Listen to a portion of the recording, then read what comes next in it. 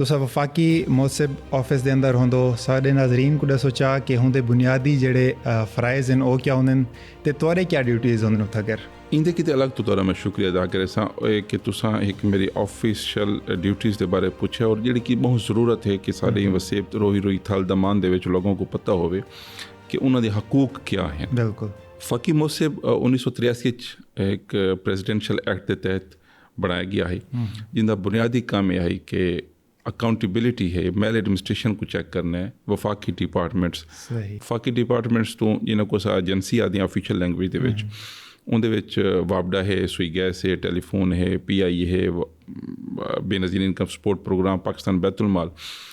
उनदे विच अगर वो डिपार्टमेंट्स तुहाडी काम नहीं करेंदे या अपनी कहीं पॉलिसी को वायलेट करें या उन्होंने कहीं एक्ट्स नाल डिस्क्रिमिनेशन थींदी है या कोई अकरबा परवरी थींदी है, तुसां पब्लिक उनके खिलाफ शिकायत घिन के आंदे हो और असां उनदे उत्ते अपने एक्शन घिने और उनदे उत्ते अवल सारे एक बड़ा तरीक़ेकार क्या होंदे? बड़ा सादा ये तरीका है। हुण तो बहुत मज़ीद सादा थी गया कि जितने मोड ऑफ कम्युनिकेशन हैं जिमें तुसां हो व्हाट्सएप है, मेल है, डॉक है, ऑनलाइन है, ऐप है, तुहाडे को जस्ट सिस्टम तुहाडा इशू जिहड़ा शुरू थींदा है वो जस्ट इशू तो असां कन्वे करना है। उन तो बाद वो सारी रिस्पॉन्सिबिलिटी बन वेंदी है।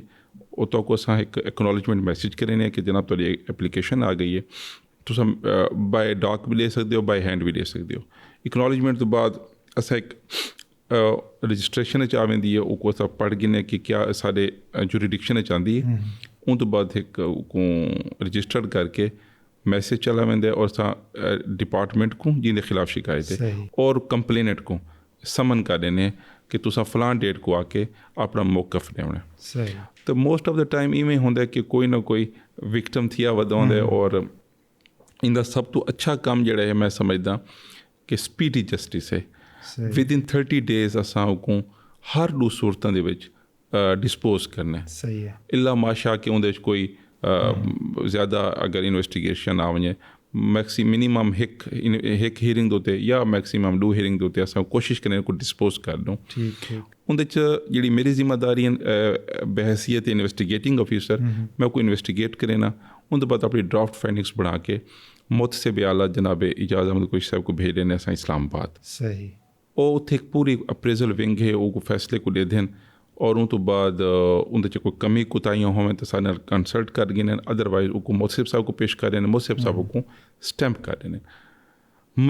मरला इत्थों शुरू थींदे वाला अगेन वंस मुतसिब साहब को सिग्नेचर कर देने, वो फैसला बन वेंदे, वो फैसला अगेन सारे को ला वेंदे, असां पार्टीज़ को इशू कर देने और उनके अमल दरामद करवेने। और ये जिहड़ा सारा तुरा इम्तियाज़ है मैं समझदा वफाकी मुतसिब दा कि असां कंप्लेंट डिस्पोज तो बाद को छोड़ने नहीं देंदे।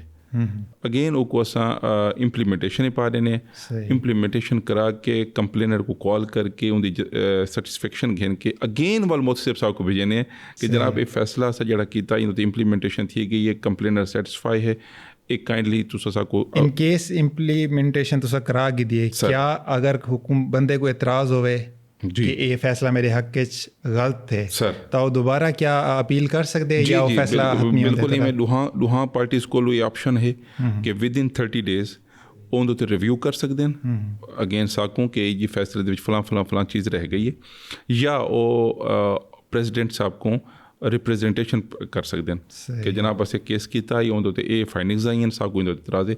प्रेजिडेंसी दे विच अगेन वाले एक मुतसिब सैकटरीएट दे एक अलग ऑफिस है जिहड़ा सारे फाइंडिंग्स को अगेन समात करें दे और इंदे मोस्टली इवें होंदा कि मेरा ख्याल है अगर मैं कोई एग्जैजरेट ना करा तो 90% प्लस जिहड़े सारे फैसले अपहेल्ड ही रहने क्योंकि प्योरली मेरिट ते होने इंदे च असां ना कहीं दा नफ़ा कर सकते ना नुकसान कर सकते, जस्ट असां पॉलिसी को वायलेट नहीं थी वंडे होना तो कोशिश यही होती है। सही। तुसां अपने टेन्योर के अंदर जितनी सर्विस थी चुकी है इंदे कितने को फैसले कर चुके हो इन्वेस्टिगेशन? वो मतलब अगर वो तादाद गिणन ते आऊँ तो मेरा इत्थे हुण मेरा ख्याल है 5वां साल है और वो सीधी गल हज़ारां च सही मेरी पर मंथ जिहड़ा डिस्पोजल है वो 300-350 400 पर मंथ असां मैं मतलब अपनी कैपेसिटी मैं फैसले डिस्पोज करें ना तो सो मेरे को हुण मेरी रिसेंट बई जिम्मेदारी में मेरे को ले दी गई हैं। मैं बहावलपुर